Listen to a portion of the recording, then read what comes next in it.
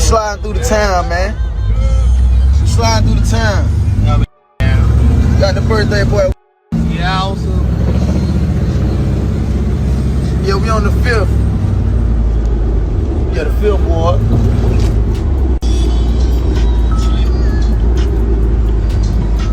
Like this one. I got one for you now. I got a 6-1 coming home. Don't play basketball. You just saw me play basketball. Play like that, bro. Don't play like that, bro. Hey, let go. I ain't back and forth, bro. I'm gonna hurt somebody, bro. Oh, no.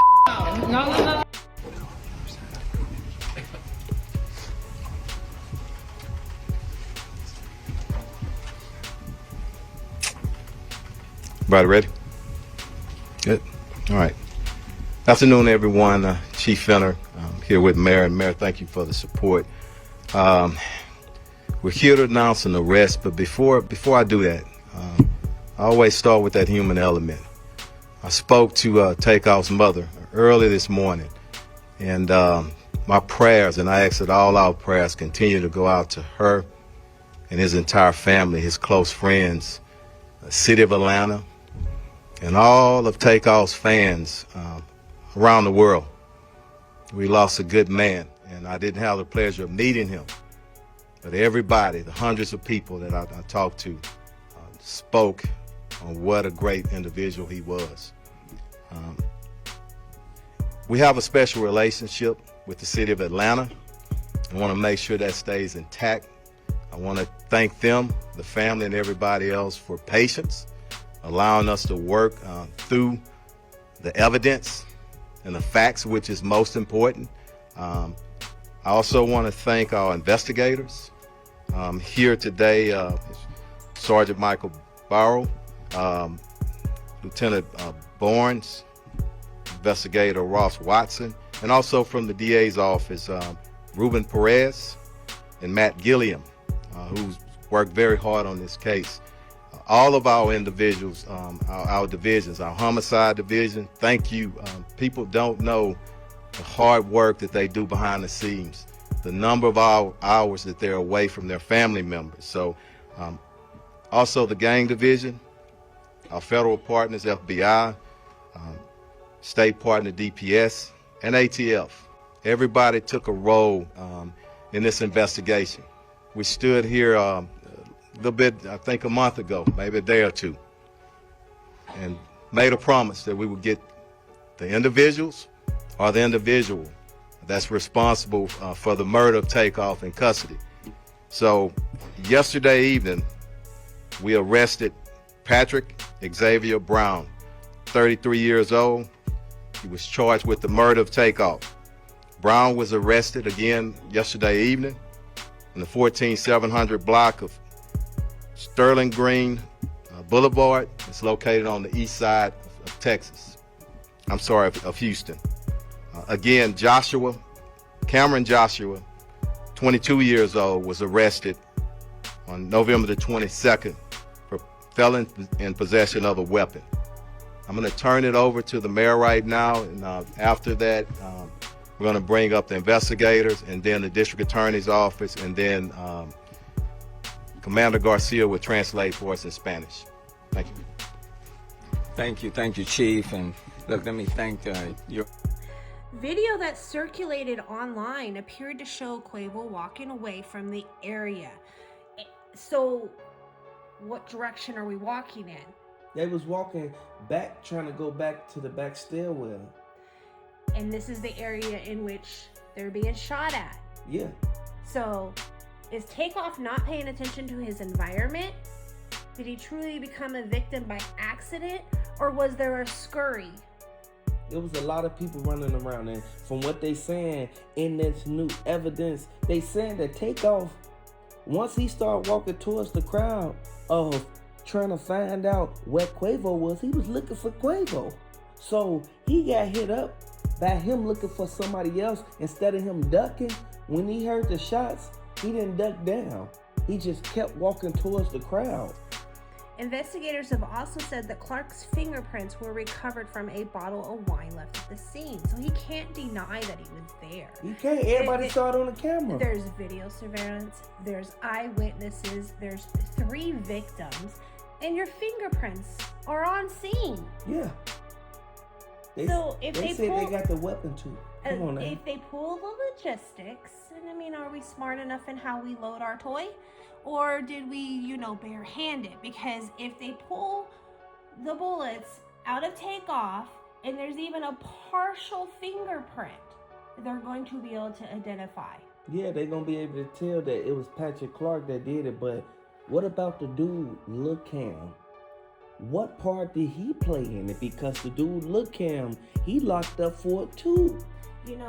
A lot of times my first instinct is this was a setup. And here we are, another dice game. It feels like it could have been a setup. But with the shooting and the way that it, the bullet sprayed out, it doesn't seem like there was a true intended target.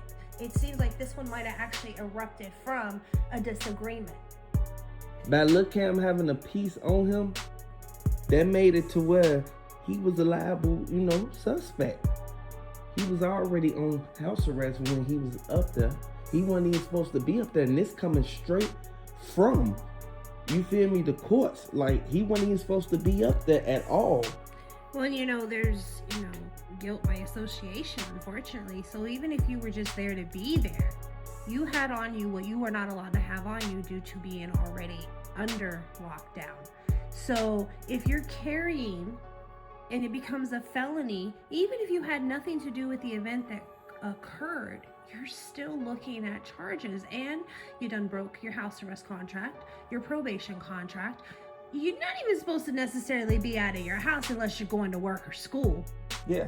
They might allow you to go to church. Maybe. In today's world, they tell you to watch that shit online. Yeah. At the end of the day, you got to look at one, it's been more than 4 years since this happened. Quavo, Takeoff's uncle, and a fellow member. Video that circulated online appeared to show Quavo walking away from the area moments before gunfire erupted. Authorities saying Takeoff was struck during the shooting and died at scene. He wasn't even the intended target. No. He was there just to have fun with his family, and he became a victim of somebody else's argument during a situation that had nothing to do with him. I don't understand. How is it that the evidence response team, once they came to the scene, they end up determining that the way that Quavo walked past and then Takeoff was hit up from the back, where was dude shooting at? You see what I'm saying? Because it was only so many few people in that area. I know the dude Patrick Clark, he was right there. And they kept saying Patrick Clark was the one who had his hand on the piece.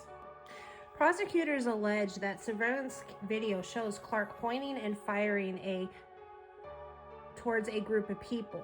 2 other people were also shot but were transferred to the hospital in private vehicles and survived their injuries. Yeah, but for a person to pull out any piece and start firing it in public, especially knowing that Jay Prince Sr., he don't play no games. He don't allow that type of stuff to go on at his establishment where he make money at. Absolutely not, because that's a bad name for him.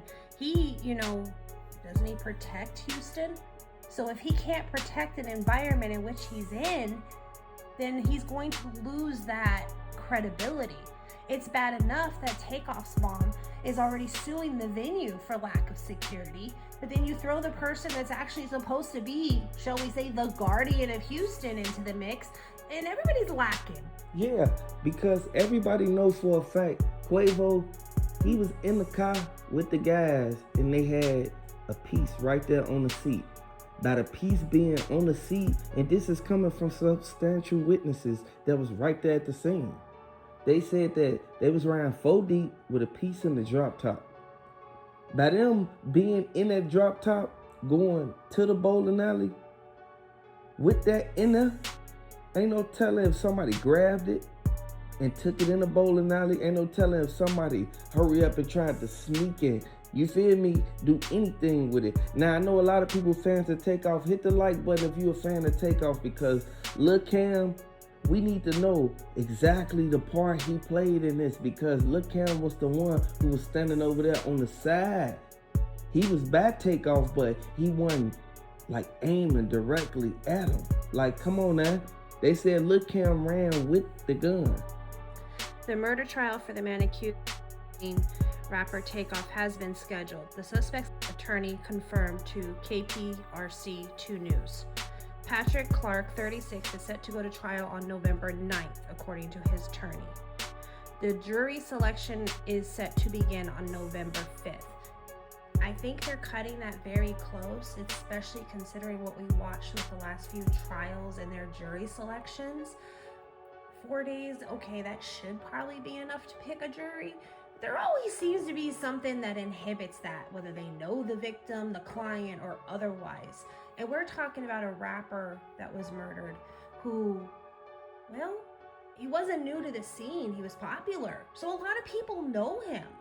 A lot of people said that they may end up picking people that knows Jay Prince and them. Now, keep in mind, Jay Prince, he don't be on no other stuff. He handle business, and he don't do things the way that everybody else do it. He actually put people on, help people get money, and he a stand-up guy.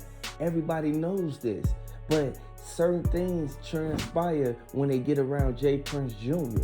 And a lot of people saying this.